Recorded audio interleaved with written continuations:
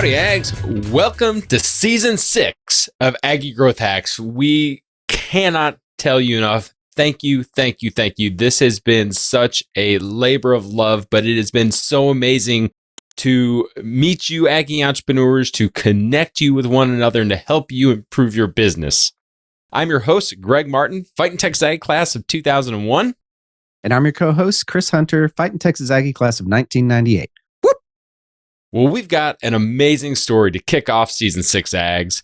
Jeff Markim and Daniel Totah, Fighting Texas Aggie class of 2012 and 2006, respectively, are the fastest growing Aggie entrepreneurs in 2022. Not only that, they are coming to the Aggie100 list, #1 for the very first time. So how about that, Ags? How about that for motivation to be able to bust in to the Aggie100 list and just start at the top at #1. We sat down with Jeff and Danny on the day that they received their Aggie100 #1 position trophy, and we can't wait to share this interview with y'all. So pass it back and listen up to Jeff and Danny as they share some really good bull. Well, welcome back, Ags. We have got a super special episode.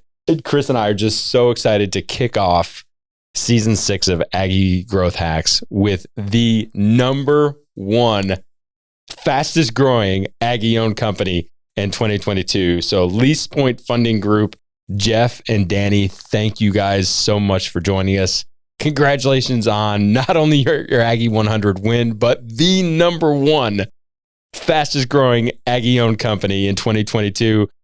We are so excited to talk with you. Thank you for joining us. Thanks for having us on. Thanks for having us. Excited to be here. Well, you guys came down. We're actually recording this on Aggie100 Day, November 4th, where we're going to celebrate you and celebrate your team and celebrate the other Aggie100 winners. Y'all drove down from Austin, so you are fighting the good fight up in Orange Country. But we're all close to A&M. We all love being students here. We all love being former students here. But what do you miss about no longer being a student at A&M? Oh, I miss the people. I miss the tailgates, the football, the rec. Loved my time here making friends and business ideas at Mays and Wayner High.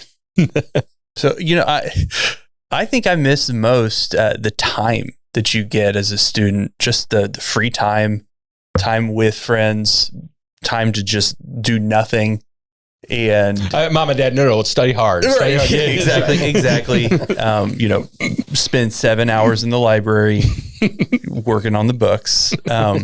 No, for me, that free time, because, you become a business owner and then you become a father and you get busy in life and you fill that up with just a bunch of stuff that is all great. But college, you have that free time, and I just would urge everybody to enjoy that while you're here, because it doesn't.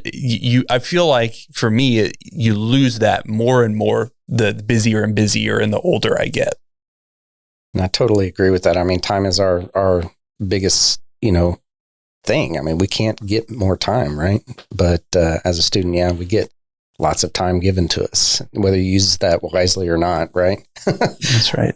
So why don't y'all tell us a little bit about LeasePoint Funding Group and how did it start? What's your entrepreneurial journey? Why did you start it? All that kind of stuff. Sure. So LeasePoint is a commercial finance brokerage and a direct lender. And really what we do is we provide access to capital for small and medium businesses. Many of them are entrepreneurs like us.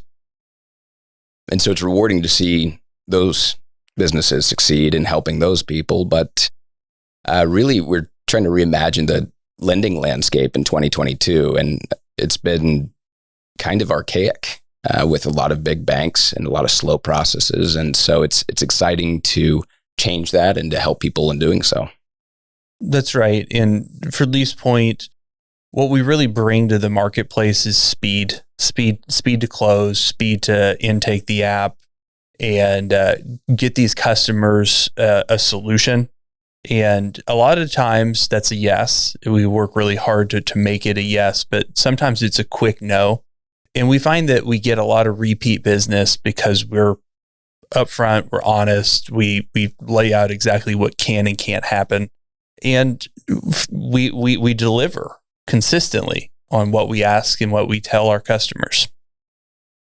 All right. I'm going to hit pause, not really pause, but not very often do you get another banker on this podcast. So I'm a commercial banker as well. Gotcha. And so y'all are speaking the language that 2-3 years ago, I think that the future of commercial lending will be an entrepreneur sitting in their jacuzzi and saying, hey, Siri, you know that $2 million building I've been thinking about? And because Siri's connected to their iPhone, connected to their email, connected to their maps, they're going to know exactly what building they're going to talk about. It's like, I want to buy it. And then Siri will talk with the other Siri that's sitting on top of their bank and understand, okay, these are the people that owe you money. These are the people you owe money to. And that's payroll, and that's rent, and that's an owner's draw, that's utilities. And then at that point in time, Siri is going to be able to approve you for a $2 million loan instantaneously while you're sitting in your jacuzzi.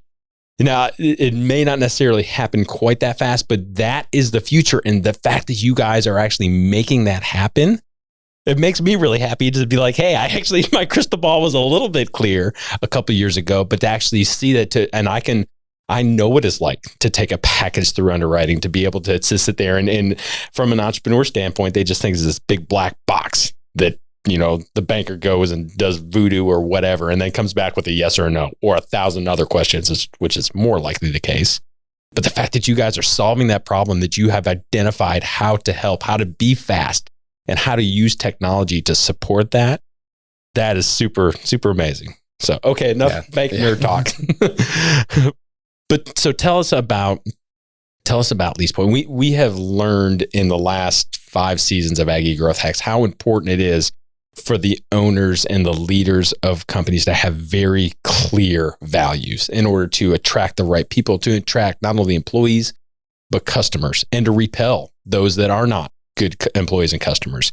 What are y'all's values? How did you come up with them, and how do you actually live that out? Sure. No, I think it's really important. I'm going to say integrity, which is probably what everybody else says, but honesty and transparency, which is a big thing in lending.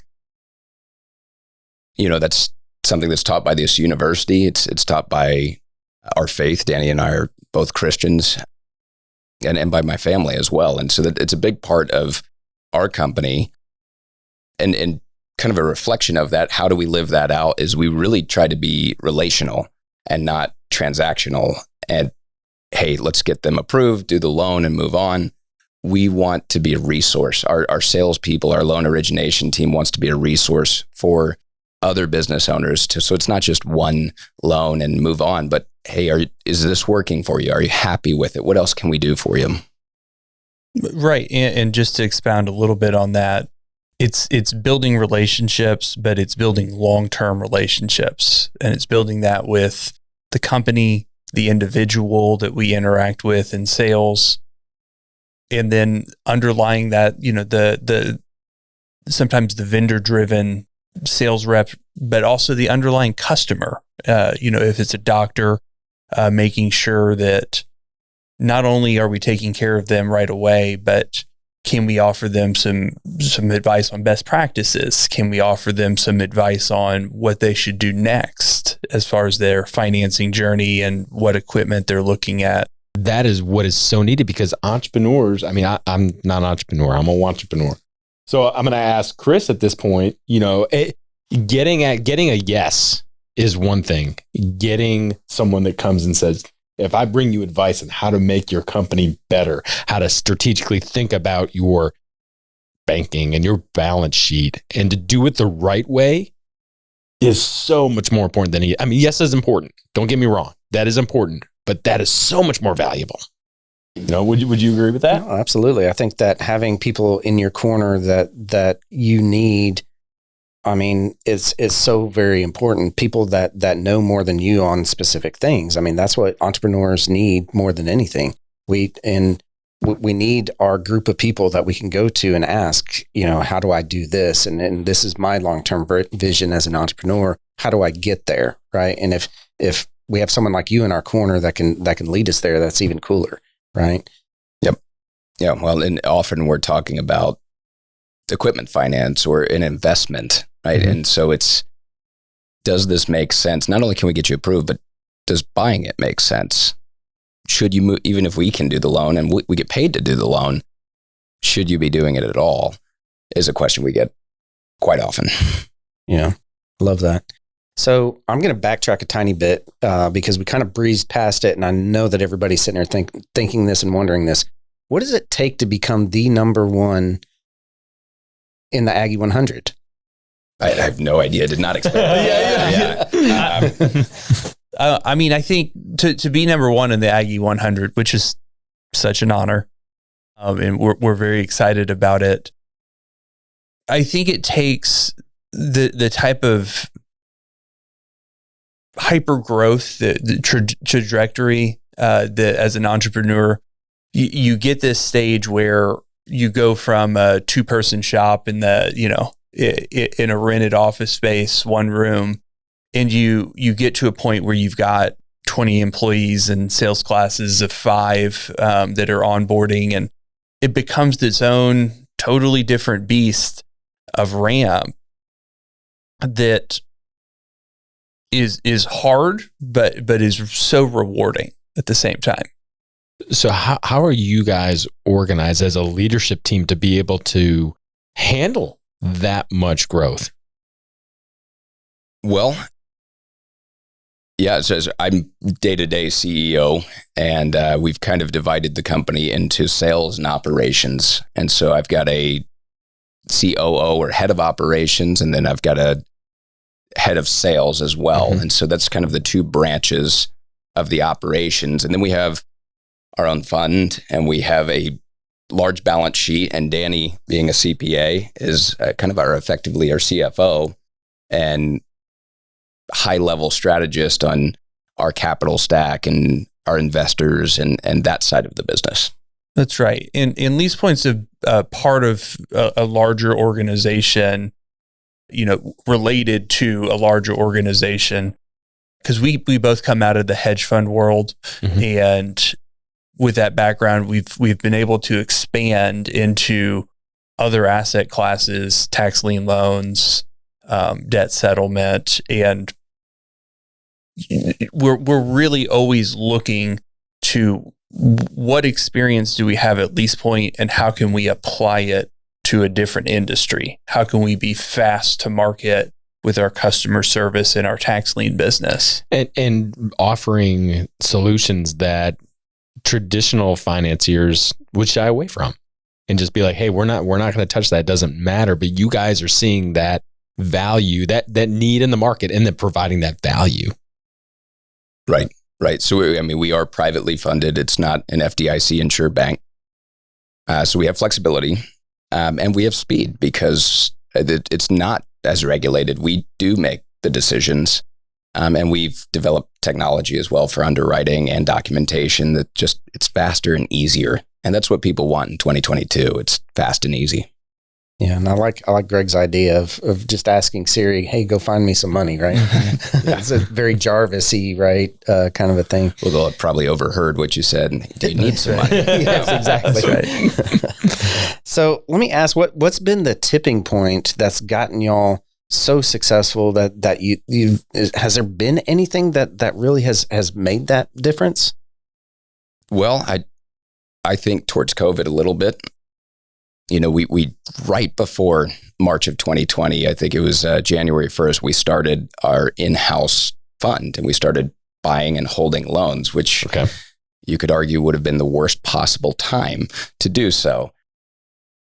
But that really put the strategy to the test. And we had 6 months there that it was pretty tough. We had a lot of loans that were modified. We had a lot of people who were struggling. And so we paused payments. But coming out of that and seeing our borrowers recover and get back on track with very, very little loss. So we had no default during COVID. That was really reassuring to the strategy overall and the business. And so from there, we said, hey, this is working. If it survived COVID, let's double down.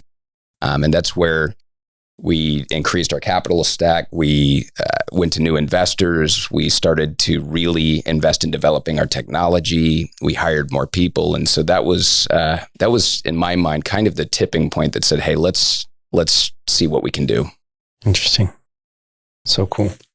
So as you were doing that, and as you were investing in your technology, investing in your people, that gave you, no pun intended, the platform to be able to have that accelerated growth based on your previous hedge fund. I mean, fast growth from a traditional banker, fast growth to be like, oh no, there's such a thing as too much growth, but you guys are not afraid of that.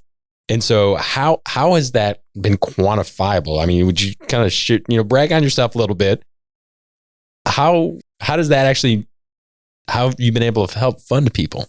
Sure. So, I mean, to Danny's point, we started the first 2 or 3 years of this company. It was kind of a lifestyle business. It was 3 or 4 of us in a executive suite that wasn't much bigger than a walk-in closet. And right next to a fantastic looking pool, because it used to be the reception center for a apartment leasing office. We started pretty humbly. That's right. Well, and then with a name like LeasePoint, at a leasing office, we had people knocking on our door saying, "Hey, can you take my application to get an apartment here?" But not what we were doing. And what it's looked like to scale is, I mean, we're now at 20 full-time employees, and we still bootstrap. I mean, we still run lean. We're not investing tons of speculative investment and money into the whole program.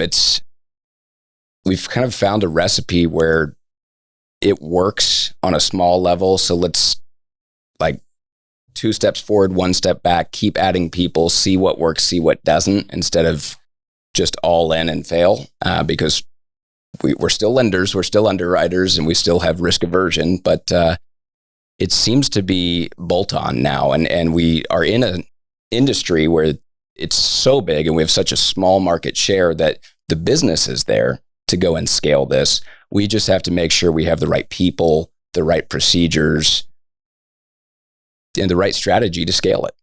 So 2020, are you calling your shot now? 2023 number 1 Aggie100 winner? Oh man, I don't know. I do think we'll double next year. Well, so tell us, you were sharing with us a little bit about your success. So what did you guys fund last quarter? The entrepreneurs that you helped? Sure. We did $35 million in loan origination last quarter. In a quarter? Yes. Yeah. Wow.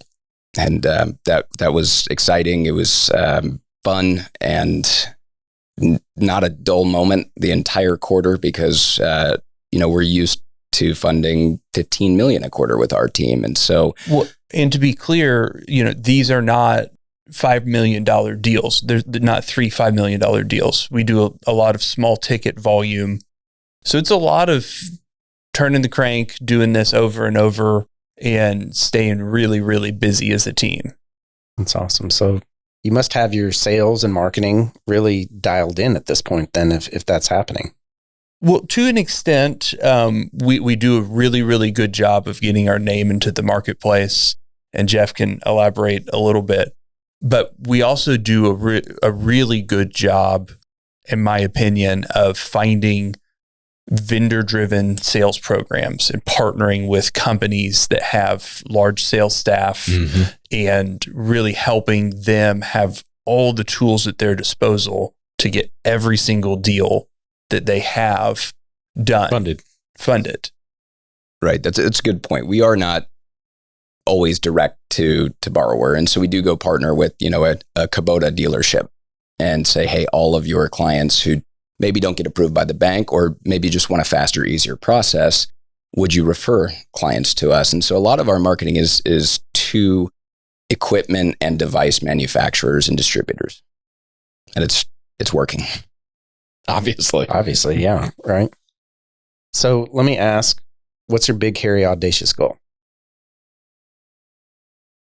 I'd like to achieve $200 million a year in originations by next year. And at that scale, we have some options with volume, and that is typically to feed a securitization if we start to balance sheet, or to sell to a bank or to a group that wants an equipment finance origination and servicing team. So that's kind of the goal. Totally agree. I mean, it's going to be a busy year, continuing to prime the business, but volume, scale, growth, it's all there for us. I think the company is really built to take on any incremental volume in any incremental industry that is related to us, and we're ready for it. That's awesome. Having the technology, having the people, having the processes, having the balance sheet, the connections, the marketing, all of that kind of how you guys are wrangling all those cats to kind of pull them together for the success is what you do every day. But we are so excited to be able to see you and to celebrate with you. All right. So lightning round is super easy. One rule, you got a minute or less on each one of these. We'll give you each a minute since we've got multiple guests here. But what are y'all's favorite hacks? A business hack, a personal hack. What can we learn from you? Well, I had to think about this one, honestly, because I've got lots of little tools and tricks that, in everyday in business, but big picture life and business hack is own your mistakes. I feel like that has been a big part of my success in relationships and business development, even outside of business, in relationships and friends and family. It's if you own it when you mess up, that kind of deflates the whole situation, and it's not a big deal anymore. You say, hey, here's what happened, here's how we fix it, and we move on. But especially in a leadership role, where there can be ego and pride, you don't let that get into your relationships and your strategy, and just own it when you mess up. And so that's been a big hack for me, in both in business and my personal life. Danny, what about you? For me, it's approaching every situation, and you're going to want to have an immediate response. You're going to want to have that immediate reply all email as a knee-jerk reaction.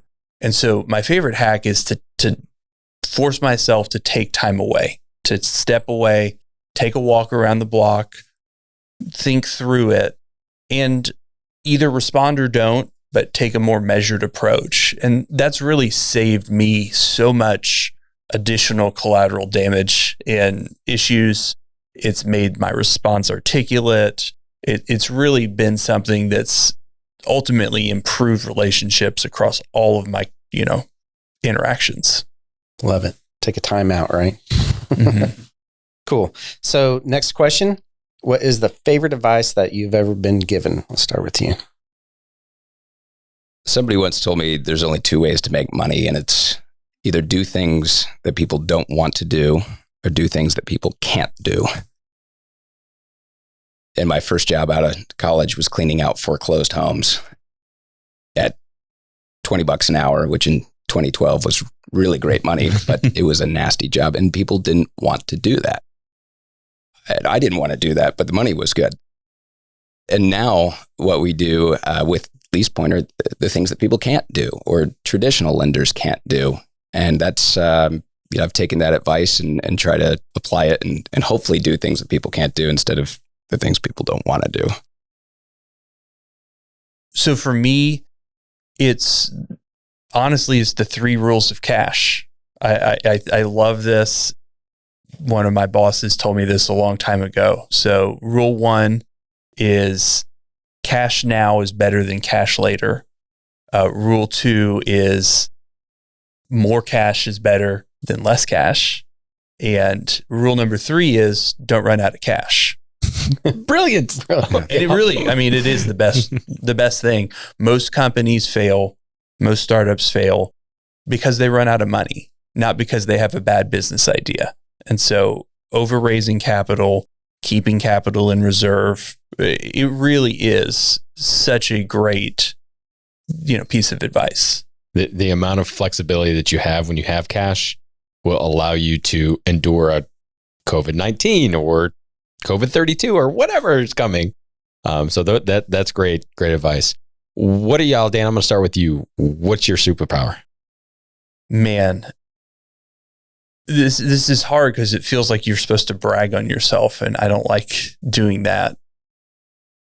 I guess if I had to say what my superpower is in business, it's sitting back and looking at the big picture and being able to see, here's the roadmap that we need to be on. Here's the 6 big steps that it's going to take to get there. And it's going to take us 3 years to do that. And being able to see that and apply that on a systematic basis over multiple year period to go from two-person company to 20-person company. Jeff, what about you? I'd have to say just getting stuff done, execution, and it's not always pretty, but it gets done. But it gets done. It gets done, and that happens. Whether it's taking the trash out at home or something at the office that it's tied up in red tape, or we've had 4 meetings on it. I'm going to get it done, and ideas are good and goals are good, forecasts and social media and hype and all that. But at the end of the day, you have to execute. And I feel like I'm pretty good at executing, and our football team could do that a little bit.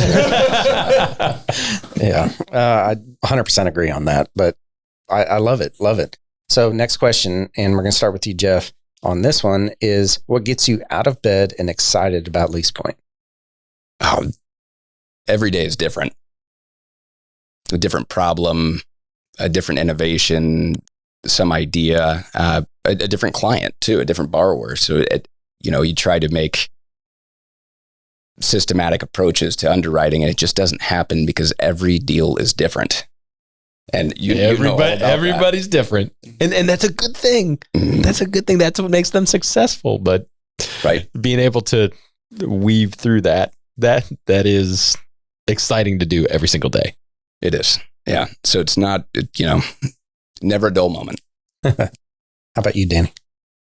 I mean, I think my answer is going to be similar to Jeff's in that I love being an entrepreneur and going to work at this business, because you never know what's going to happen. You have a schedule from 9 to noon, that's blocked out, and then something comes in and you're the business owner and this is more important. And so you've got to prioritize in your brain what is most important, what can wait, and approach it as they come in. And I think that's fun. I've built that way. And so it's enjoyable to have that in a day. Well, gentlemen, again, thank you so much for joining us on Aggie Growth Hacks. Congratulations on your #1 Aggie100 in 2022. How can the Aggie Growth Hacks family get in touch with you? How can we support you? How can we encourage you? Well, I think we just stay in touch here. We recruit heavily from Texas A&M. We have an internship program. We'd love to help other Aggie entrepreneurs who need capital or may want to do equipment finance. So there's probably some synergies and opportunities to do business with other entrepreneurs, and to the students here, we'd love to continue to hire Aggies.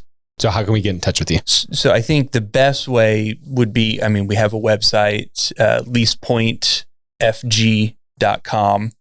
And then we have we have a LinkedIn page that we can, you can look us up at. And then us personally, I'm on LinkedIn, Daniel Totah out of Austin, and Jeff's on LinkedIn as well. We have an active social media presence. So Facebook, Instagram, LinkedIn, however you'd like to reach us, we'll respond.